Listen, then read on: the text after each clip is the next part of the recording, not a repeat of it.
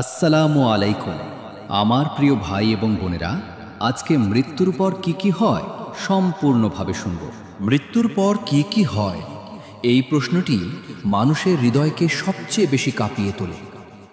মানুষ জন্ম নিয়ে আসে, কিছুদিন বেঁচে থাকে, তারপর চলে যায়, এবং প্রতিটি মানুষের শেষ ঠিকানা হলো এমন একটি ঘর যেখানে আলো নেই, শব্দ নেই, শ্বাস নেই। মৃত্যু কখনো থেমে থাকে না। ধনী বা দরিদ্র, শক্তিশালী বা ক্ষমতাবান, বাবা মা, ভাই বোন, সন্তান কিংবা প্রিয় মানুষ, কেউই মৃত্যুর হাত থেকে রেহাই পায় না। মানুষ যখন মৃত্যুর মুখোমুখি হয়, তখন অদৃশ্য এক জগতের দরজা খুলে যায়। এই জগৎকে আমরা চোখে দেখি না, কিন্তু এর বাস্তবতা পৃথিবীর সব বাস্তবতার চেয়ে শক্তিশালী। মৃত্যুর প্রথম ধাপ হল মালাকুল মউত, ফেরেশতার আগমন। তিনি মানুষের রূহ বের করে নেন। সৎ মানুষের রূহ বের হয় সহজভাবে, যেন পানি কলস থেকে গড়িয়ে পড়ে, আর পাপীর রূহ বের হয় কঠিন যন্ত্রণার মধ্য দিয়ে, যেন কাটা লেগে থাকা কাপড় জোর করে ছিঁড়ে টেনে বের করা হচ্ছে। রূহ বের হওয়ার সঙ্গে সঙ্গে শরীর পৃথিবীতে থেকে যায়, কিন্তু রূহকে নিয়ে যাওয়া হয় অন্য এক জগতের দিকে। তখন মৃত মানুষ পৃথিবীর সব শব্দ অনুভব করতে পারে, কিন্তু কারো সাথে কথা বলতে পারে না। সে নিজের প্রিয়জনদের কান্না দেখতে পায়, কিন্তু কোনো সাড়া দিতে পারে না। এটাই মৃত্যুর প্রথম আঘাত, এবং এটাই মানুষের সর্বোচ্চ অসহায়ত্ব। এরপর শুরু হয় কবরের যাত্রা। মানুষকে ধোয়া দেয়া হয়, কাফন পরানো হয়, জানাজা পড়ানো হয়। মানুষ কাঁদে, কিন্তু মৃত মানুষ তখনও অনুভব করতে থাকে সে দেখে কারা তার জন্য এসেছে, কারা দোয়া করছে, আর কারা শুধু আনুষ্ঠানিকতা করছে। এমনকি সে এটাও দেখে কে তার মৃত্যু দেখেও নিজের জীবন ঠিক করছে না। যখন মানুষকে কবরের দিকে নিয়ে যাওয়া হয়, তখন রূহ আবার শরীরের সাথে সংযোগ অনুভব করে, যেন তাকে অন্ধকার এক ঘরে ঢুকিয়ে দেয়া হচ্ছে। কবর বন্ধ হওয়ার সঙ্গে সঙ্গে পৃথিবীর সব দরজা তার জন্য বন্ধ হয়ে যায়। তখন সে বুঝতে পারে তার সাথে কেউ নেই, না পরিবার, না বন্ধু, না টাকা, না সম্মান। শুধু একটি জিনিস থাকে, আর তা হলো তার আমল। এরপর দুইজন ফেরেশতা মুনকর নাকির আসে এবং জিজ্ঞাসা করে, তোমার প্রভু কে? তোমার ধর্ম কি? তোমার রাসূল কে? সৎ মানুষ সহজে উত্তর দিতে পারে, কারণ সে দুনিয়ায় সত্যের উপর ছিল। কিন্তু পাপী মানুষের জিহ্বা আটকে যায়। সে ভয়ে কাঁপতে থাকে এবং কবর তার উপর চাপ সৃষ্টি করতে থাকে। সৎ মানুষের কবর প্রশস্ত হয়, আলোতে ভরে যায়। তার জন্য এটি জান্নাতের বাগানের মতো হয়ে যায়। সেখানে শান্তি আছে, স্বস্তি আছে। তার রূহ সেখানে বিশ্রাম নেয় এবং কিয়ামতের দিনের অপেক্ষা করে।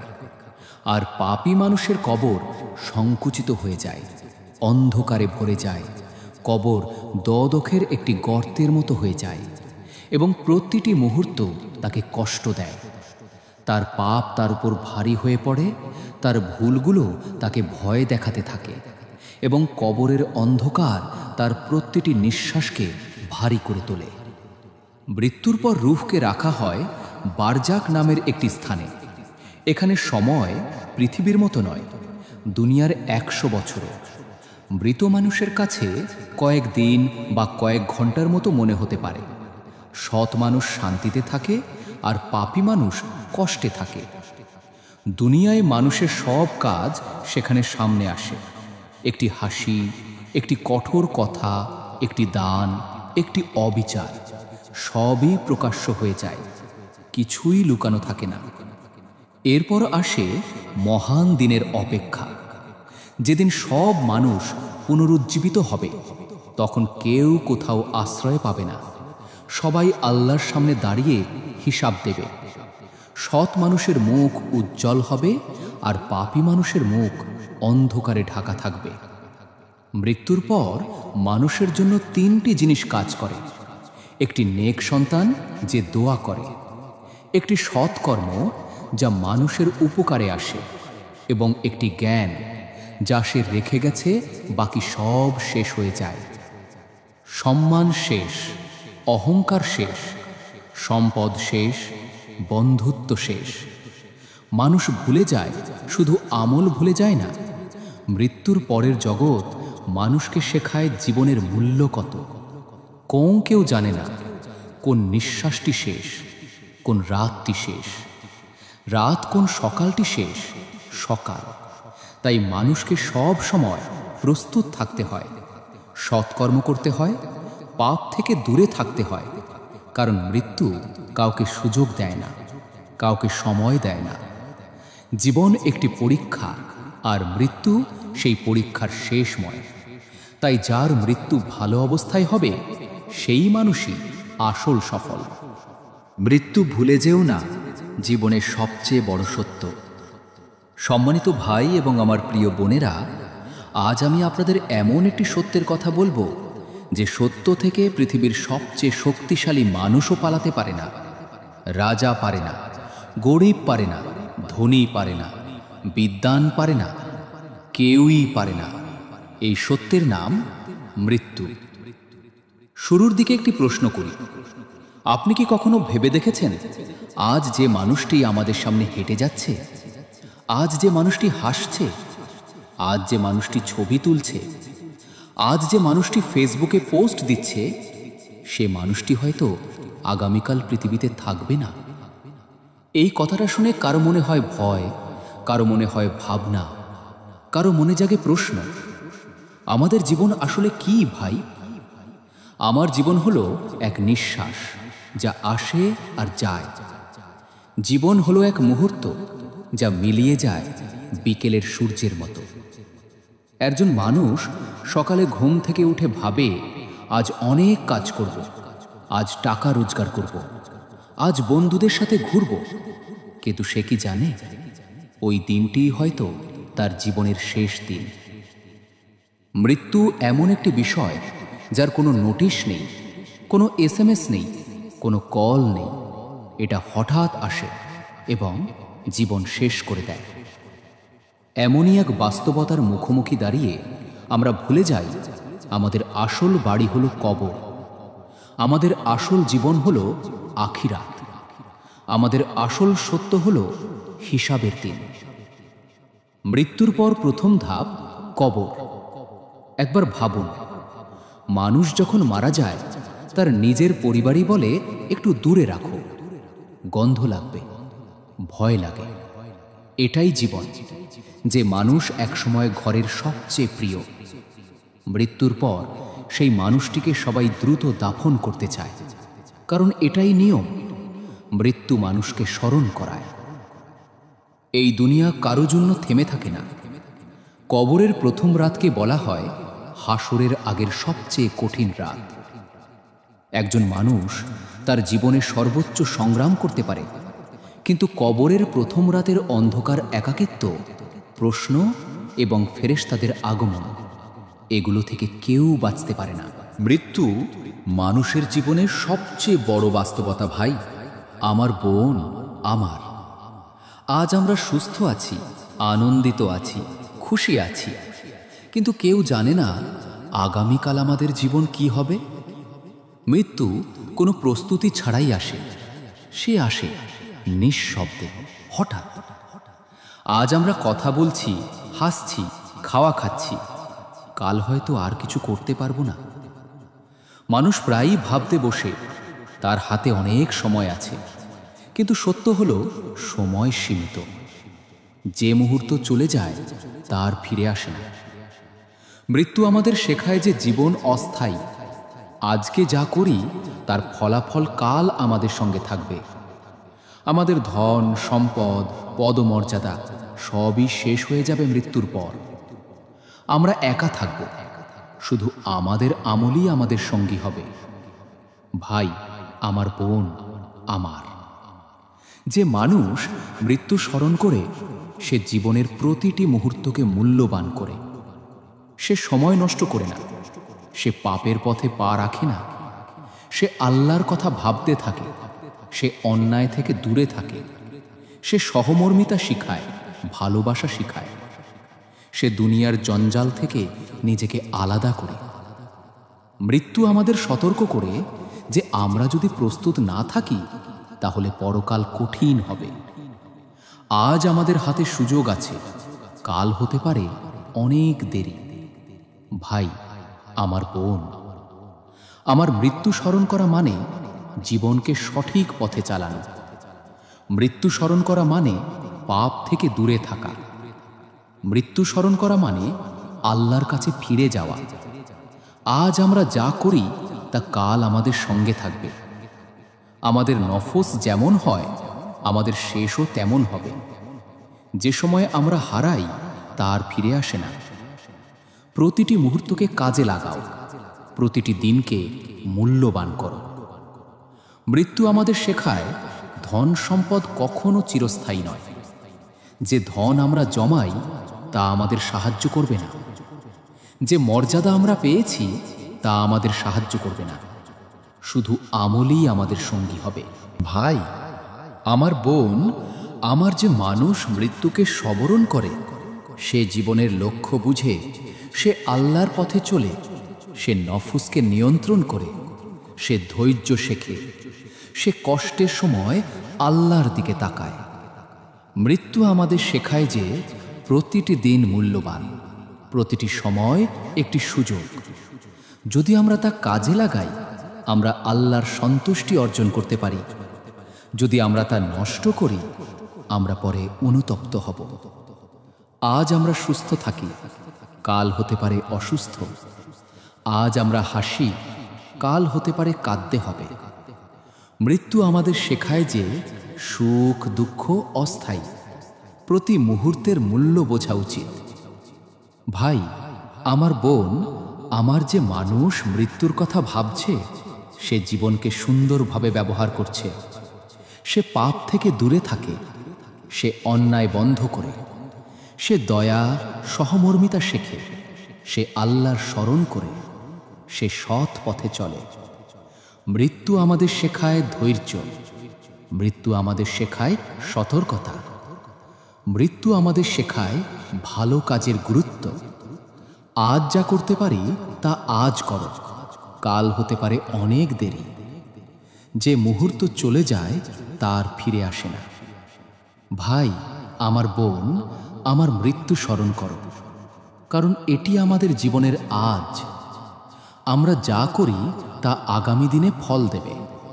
আমাদের কাজের প্রতিটি মুহূর্তই গুরুত্বপূর্ণ। আমাদের জীবনটি প্রস্তুত করা জরুরি। ভাই, আমার বোন, আমার মৃত্যু আমাদের শেখায় যে সুখ দুঃখ সবই অস্থায়ী।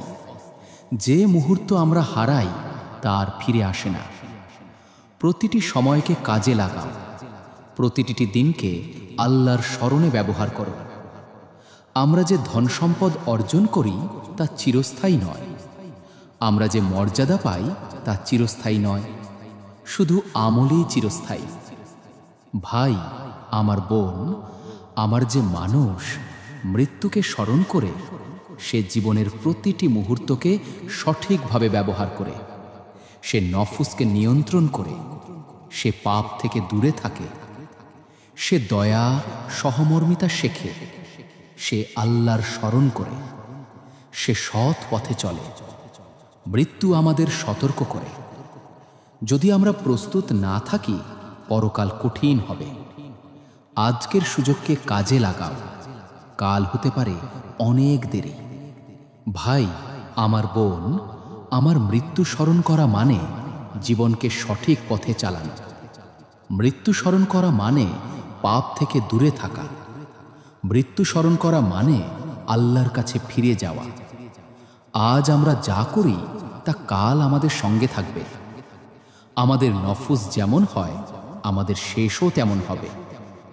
প্রতি মুহূর্তকে কাজে লাগাও, প্রতিদিনকে মূল্যবান করো। মৃত্যু আমাদের শেখায় ধন সম্পদ কখনো চিরস্থায়ী নয়। যে ধন আমরা জমাই তা আমাদের সাহায্য করবে না।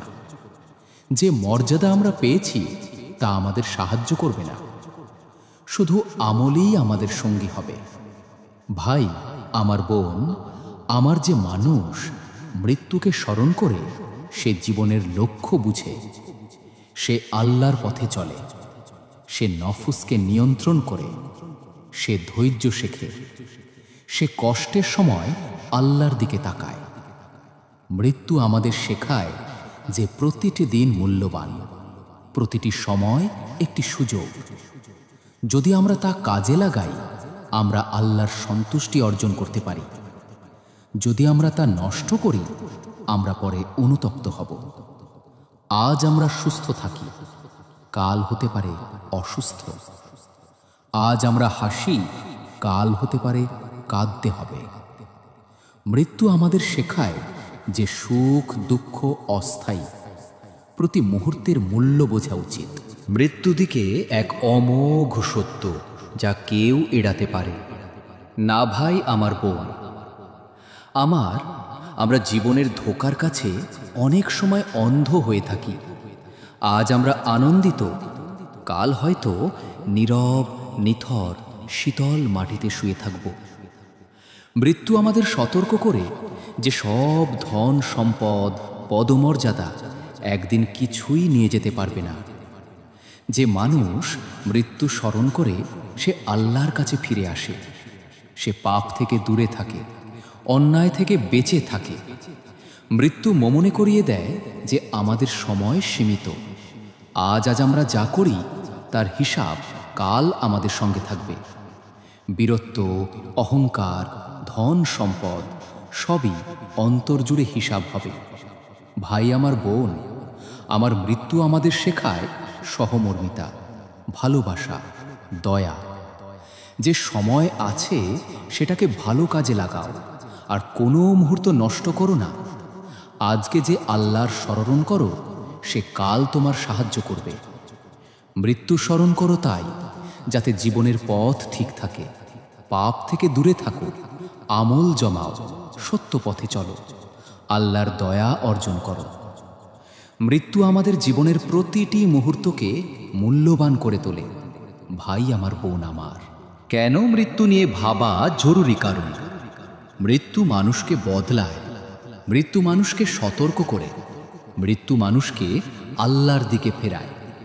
রাসূল সাল্লাল্লাহু আলাইহি ওয়াসাল্লাম বলেছেন, যে ব্যক্তি মৃত্যু বেশি স্মরণ করে আল্লাহ তার হৃদয়কে জীবিত রাখেন। মৃত্যু স্মরণ করলে মাকরুলে মানুষ মিথ্যা বলে না, মানুষ গীবত করে না, মানুষ জুলুম করে না, মানুষ পরনিন্দা করে না, মানুষ অহংকার করে না। কারণ সে বুঝে আজ আছে, কাল নেই। একটি বাস্তব গল্প। এক ব্যক্তি ছিল, সে প্রতিদিন ভাবত আজ থেকে নামাজ পড়ব, আজ থেকে বদরে যাব, কিন্তু প্রতিদিনই কালকের জন্য রেখে দিত। একদিন সে ঘুম থেকে উঠল না। তার পরিবার কাঁদছে, মানুষ তাকে দাফন করছে। জীবন শেষ হয়ে গেল, কিন্তু সে তার প্রতিশ্রুতি রাখতে পারল না। এই গল্পটি আমাদের সবার জন্য শিক্ষা। পরিবর্তন পরে নয়, এখনই করতে হবে। মৃত্যু কথায় ভয় দেখানো নয়, বরং জাগিয়ে তোলা। ইসলাম ভয় দেখানোর ধর্ম নয়, ইসলাম মানুষকে জাগানোর ধর্ম। মৃত্যু আলোচনা আমাদের হৃদয়কে নরম করে, পাপ থেকে দূরে রাখে, ইবাদতের পথে ডেকে আনে। আমাদের করণীয় নামাজকে জীবনের অংশ করে নেওয়া, প্রতিদিন কম হলেও কুরআন পড়া, বাবা মাকে সম্মান ও খেদমত করা, গীবত, হিংসা, অহংকার ছেড়ে দেওয়া, মানুষের প্রতি দয়া করা, দিনে অন্তত একবার নিজের মৃত্যুর কথা ভাবা। এই চিন্তাই চরিত্র বদলে দেয়, জীবন বদলে দেয়, হৃদয় বদলে দেয়। শেষ কথা ভাই, আমার মৃত্যু আমাদের শত্রু না। মৃত্যু হলো আমাদের আর এক জীবনের দরজা, কিন্তু সেই দরজা দিয়ে হাসি মুখে যেতে হলে আজ থেকেই আমাদের সঠিক পথে আসতে হবে। আল্লাহ আমাদের সকলকে তৌফিক দান করুন, হৃদয় নরম করুন, পাপ থেকে দূরে রাখুন। মৃত্যুর আগেই আমাদের আমল ঠিক করে নেওয়ার সুযোগ দিন। ভিডিও ভালো লাগলে অবশ্যই লাইক, কমেন্ট এবং শেয়ার করে যাবেন, এবং আরও নতুন নতুন ওয়াজ শুনতে হলে এই চ্যানেলটিকে সাবস্ক্রাইব করে পাশে থাকুন।